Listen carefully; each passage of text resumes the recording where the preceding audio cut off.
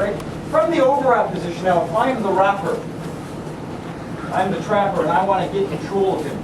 It's all about controlling the humerus, the upper arm bone. It's about controlling that on a 45-degree axle. I want to pull it down. I can sometimes think of pulling it 45 up, but that's usually only when I'm trying to go underneath and trap. Especially against the guy his height, it might be possible.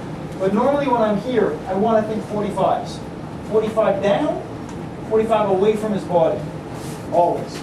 Common mistake you will see in grappling is that people, if we imagine the old pro wrestling walk-up, they do this, right?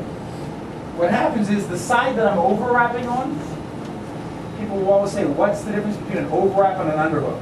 In this position, I don't actually have an overwrap because my weight is back. Because my weight is back, he is able, Mick can just push my elbow and steer me. Guys will go over and over and say, sometimes it works, sometimes it doesn't. It works for him, it doesn't work for me. Cardinal rule of grappling, if you overwrap on one side only, front weight that side. Put your leg forward on that side. If you don't front weight your single overwrap, you're going to get thrown almost always against the smaller one. Almost always, right? Because all Mick has to do, if I'm back weighted, is just keep his fulcrum there and lift his elbow. And you don't believe me, do it. I go here, look, I lean, look, I've done it. Okay, so look, I'm going to lean all the way forward, but I'm void. I'm dependent on him to stay up. Pop your elbow up. Done. Now look, I barely overwrap and I hang with my weight. Simply put, that weighs quite a bit, no matter how small your leg is. If I put it forward, my structure changes. Look at my tailbone. If I try to keep good structure and have my lumbar arch curved out, then I try to do it back. Naturally, there's flexion. Put your finger there, step forward, step back.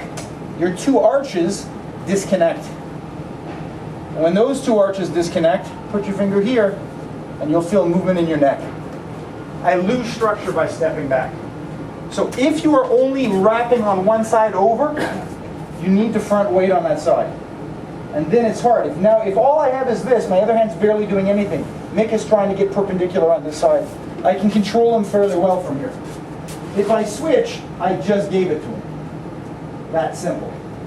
If I have double overwrap, does it matter? No, because you're going to be overweighted on front weighted on one side. But if it's only one side, and you're working with the other, front weight all the time on that side. All the time. All the time. Anytime you have an overwrap. Otherwise, you won't be strong enough in that position. Your spine will deform, your alignment will change, and you're not heavy enough. Does that make sense? No. Can you explain that 45 again? Don't even worry about 45 for now. Just make sure if you only have one arm around, that foot is forward. So now we're going to have a single overwrap, and he's going to try to get out, pull out, do whatever I want. I want the wrapper to play with back and forward to feel the difference. Try to keep your back shelled and squared and step back. It takes tremendous effort and you still lose structure. Sink can do it. It's still hard because if he pops his elbow, he's out, and if he keeps adhesion and pops, I lose structure. Watch. Put your leg back and wrap your side. Just like that. Yeah. So look, he's taller than me.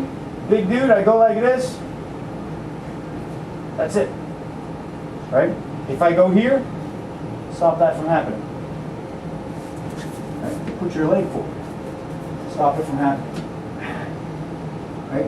When you start talking about offensive use of the wrap and you do this, and you jam it. We sometimes call it dynamic joint breaks in the Reacco camp. What is that called in Greco? Whizzer.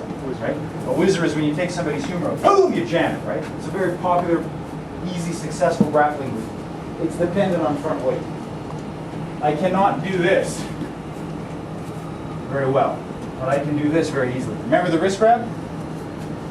If I got stuck and I wanted to keep my fulcrum, try going front weight and turn, and then go back weight. You get stuck. You have to kind of do this to get out. It becomes inefficient. It applies to everything. It becomes more clear.